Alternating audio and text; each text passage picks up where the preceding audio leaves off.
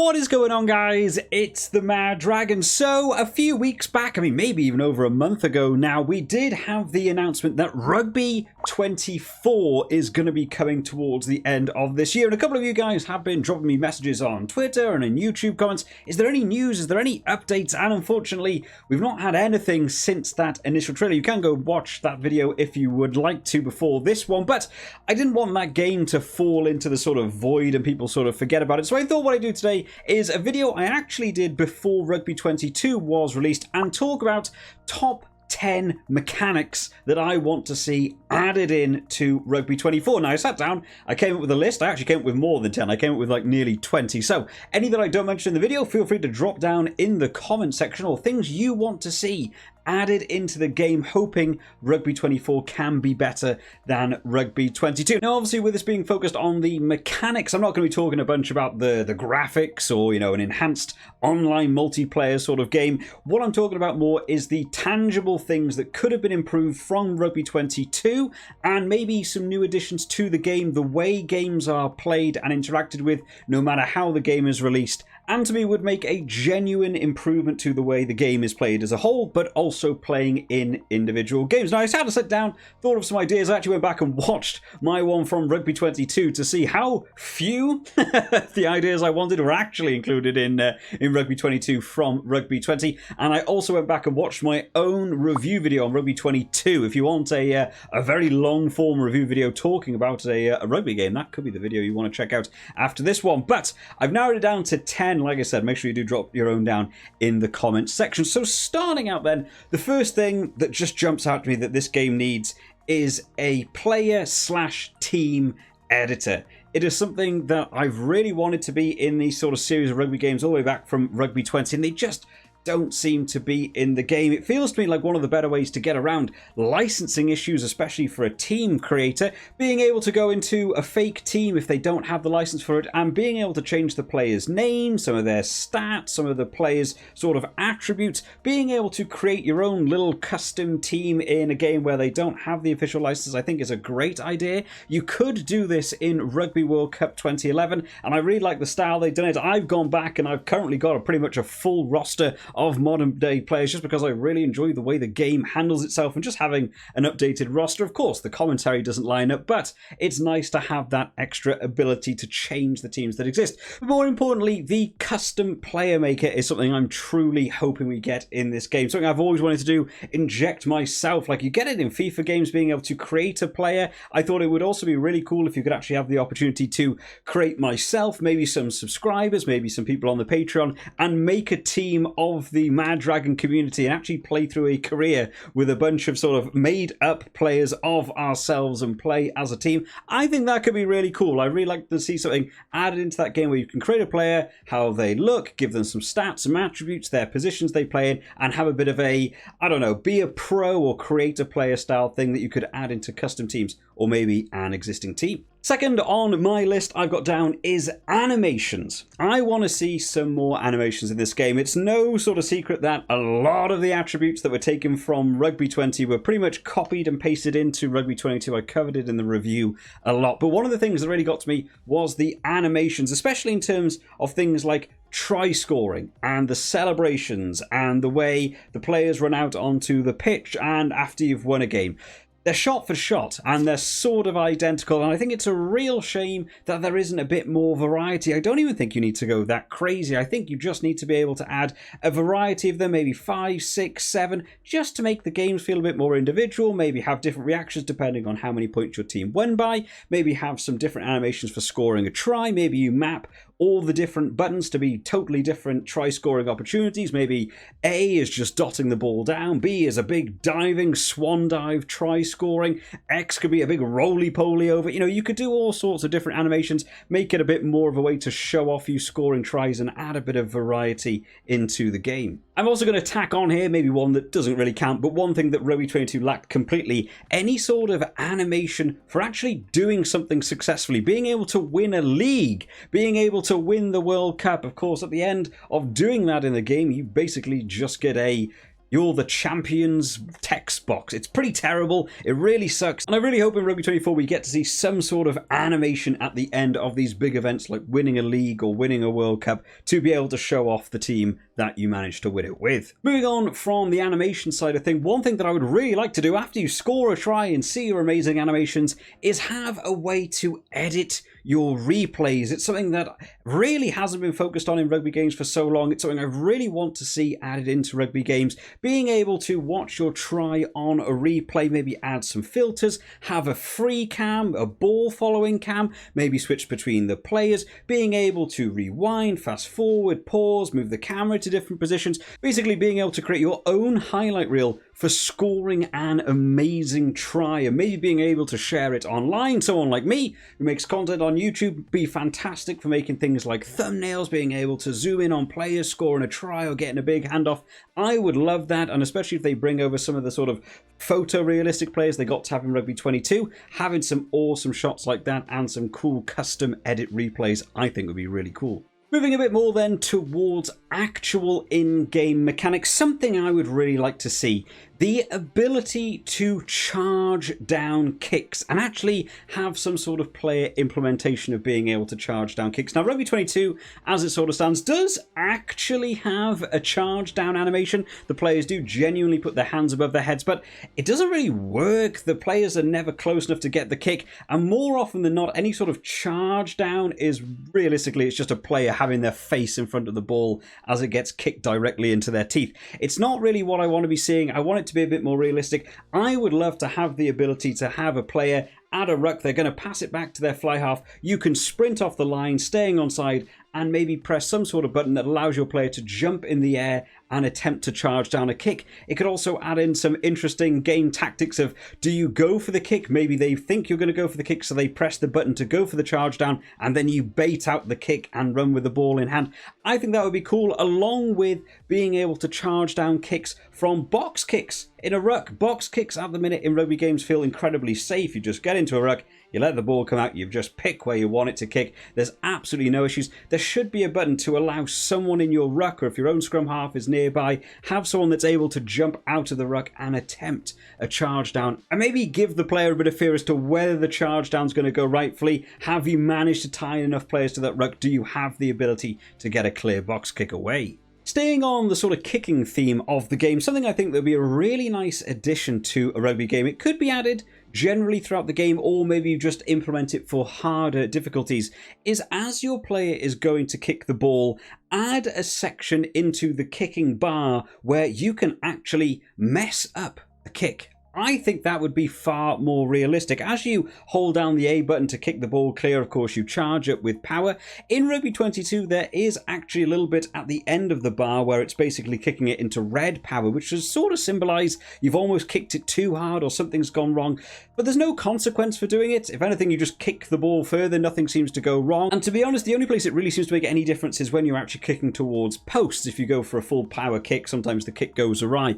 What I would really like to see added into the game is in this kicking bar, having the kicking meter fill up and there being a really positive point for a kick, maybe a nice solid green bar right towards the end. If you hit it perfectly, you get to do a spiral kick where the ball will fly a little bit faster, makes the fullback for the other team struggle a little bit more, but just beyond that perfect kick is a red bar where hitting it at full power can just make the kick go anywhere, and treat it a bit more like a player under pressure is going for that full power kick. They went for too much power and actually sliced the ball. Maybe the ball could go on a different angle, maybe you could get far more height on it than you intended, or you tend to kick it a little bit further than you wanted and actually kick the ball dead. I think it would add some nice variety into the game and actually give the player a bit of awareness about kicking him rather than just holding down the button till full power and kick it downfield. The final one I've got here in terms of in live game gameplay for me is an improvement to the way set pieces are done. Now, Rugby 22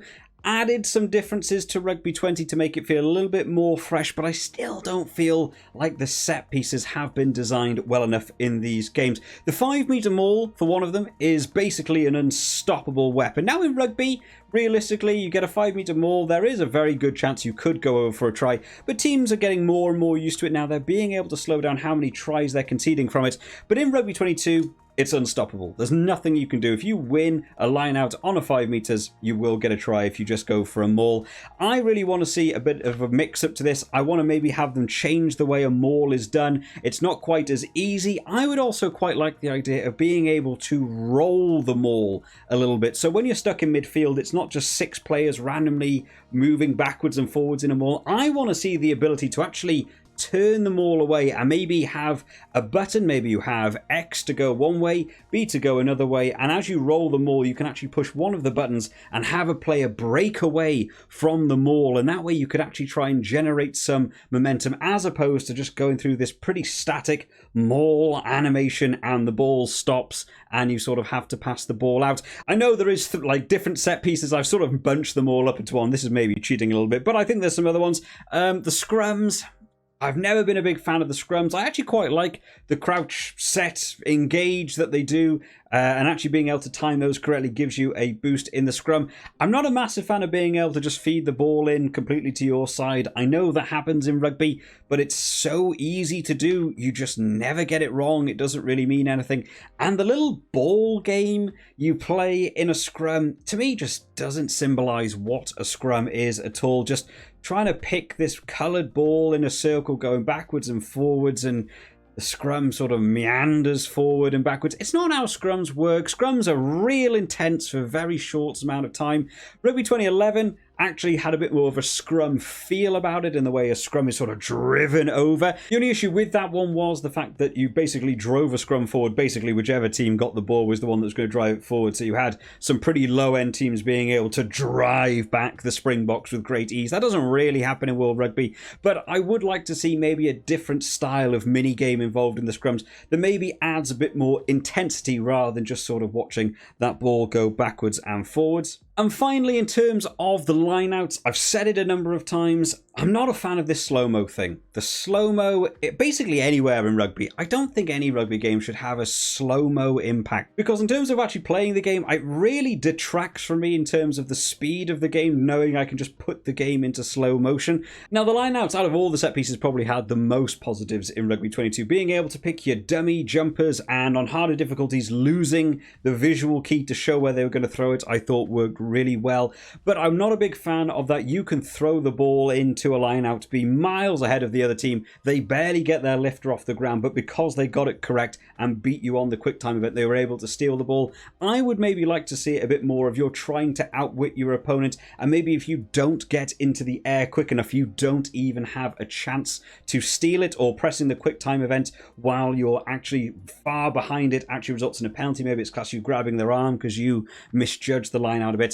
I think there's some switch-ups that could be made basically across the board on the set piece, and I'm really hoping we get to see that for Rugby 24. Something that I also really want to see involved in Rugby 24 is a correct card system. Something that I complained about a lot in the way Rugby 20 was done and just copied into Rugby 22. Yellow cards don't really work in the game. You can basically completely clothesline someone in the head. You will only ever receive a yellow card. I've got hundreds of hours in Rugby 20 and Rugby 22 combined. I don't think I ever got a direct red card for any of my tackles.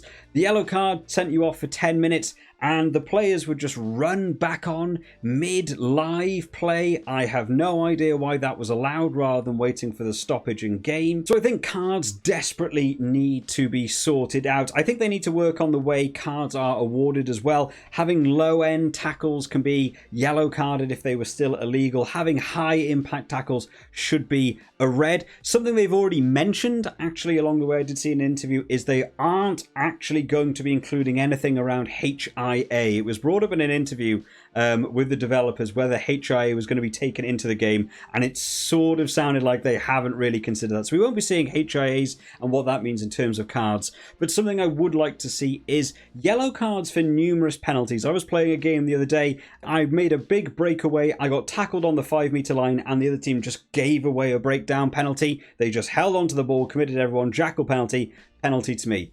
Why is that not the opportunity for a yellow card? Maybe there should have been a penalty try awarded, and maybe infringements, giving away 6, 7 penalties on the bounce in your own 22 should also warrant a card. So I think the way the card system is implemented in Rugby 22 is pretty poor, and I really hope they improve it for Rugby 24. Seeing as the last one was talking about cards, we might as well talk about the pack system. The pack system definitely needs some improving. I did cover the pack system in my big review of Rugby 22 in the way it was organised. The prices were simply too high for the packs. The actual players you got were completely limiting. You were actually stopped from being able to unlock certain players. I saw a bunch of comments from you guys talking about the New Zealand packs that actually they completely stopped you from being able to unpack some of the players. I think the way you filter through the cards desperately needs to be fixed, and finding better ways to narrow down your searches to find specific players.